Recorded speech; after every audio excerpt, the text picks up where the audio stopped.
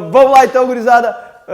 Primeiramente, meu nome é Tiara Justo, professor de Geografia do ângulo pré-vestibular. Tá? E a gente vai falar um pouquinho hoje sobre umas coisas importantes que sempre vem na prova, que é os impactos ambientais antrópicos. Então, dentro da escala dos impactos ambientais antrópicos, nós podemos separar três escalas de análise. Nós podemos falar que existe um impacto ambiental global, nós podemos falar que existe um impacto ambiental regional e nós podemos falar que existe um impacto ambiental local. Então nós temos essas três escalas de análise que tu tem que estar bem antenado para a prova. Os dois impactos ambientais antrópicos, tá? Que não são somente antrópicos, obviamente, destaque-se o efeito estufa e o buraco na camada de ozônio.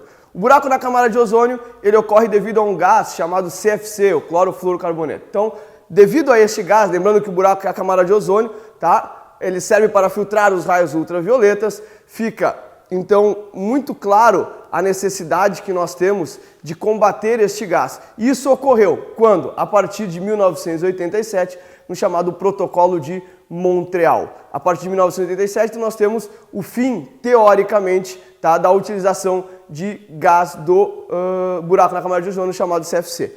O outro impacto que é clássico, que vem na prova, é o chamado efeito estufa. Fala-se muito em aquecimento global. Primeira coisa que a gente tem que ter claro, não é uma unanimidade científica, não são todos que dizem que existe o aquecimento global. Contudo, tá, o Enem ele vai utilizar como base, tá, a ideia da ONU e dos relatórios do impacto da ONU. Então, para o Enem, o aquecimento global ele é uma realidade e o efeito estufa ocorre realmente. Lembra lá, nós temos a liberação de CO2, o chamado dióxido de carbono, liberado por vários aspectos. Então, vai ser liberado lá por as vacas fazendo peidinho. Tá? As vacas quando peidam, né? Quando tu peida, tu libera ali uma série de gases, entre eles o dióxido de carbono, que gera um grande impacto.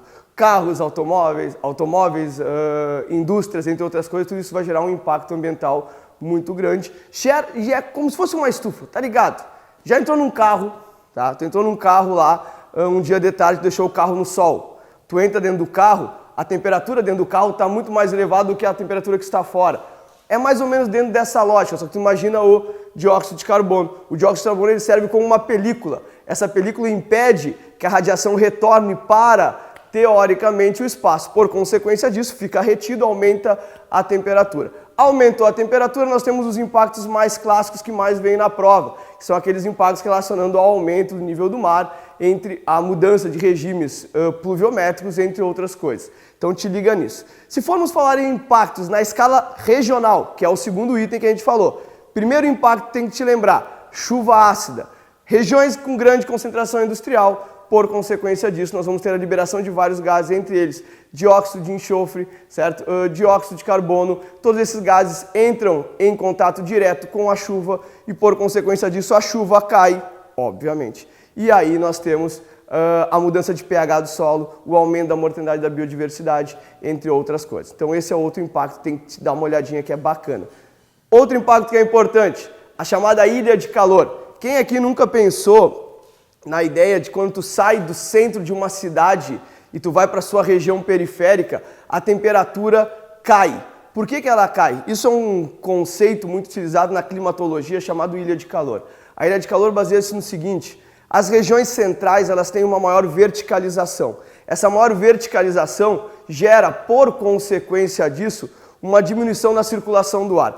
Além disso, nós temos uma maior impermeabilização do solo, a ausência de áreas verdes. Todas essas mudanças na paisagem criadas pelo homem, tá? Eles vão acabar gerando uma região mais quente e, ao seu entorno, uma região mais fria. Então, quem faz esse movimento populacional chamado pendular consegue observar bem essa diferença entre uma temperatura da periferia e a temperatura no centro.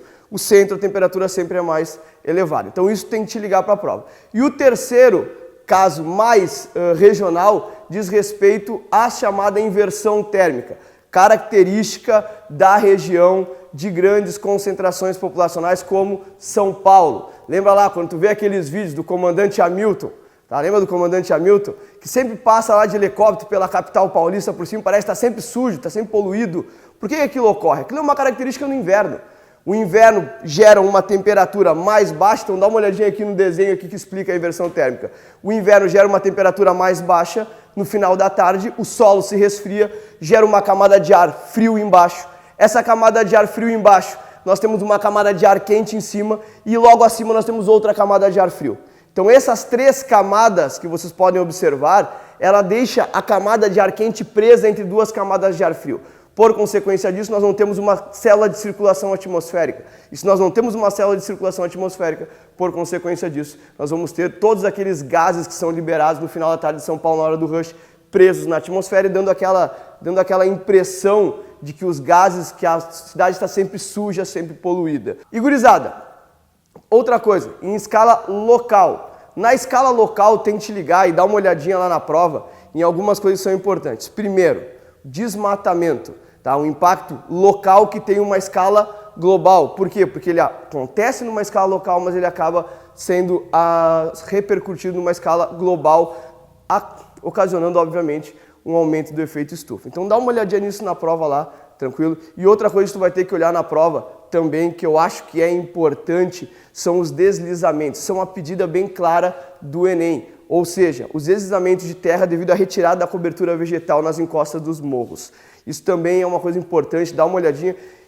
E por fim, não querendo cobrar muito, né, mas eu acho que é uma boa dica, assim, tu dá uma olhadinha lá na Política Nacional de Resíduos Sólidos, que ocorreu uma mudança aí, nós não podemos mais ter lixões, nem podemos ter mais lixões a céu aberto, agora nós podemos ter somente aterros sanitários.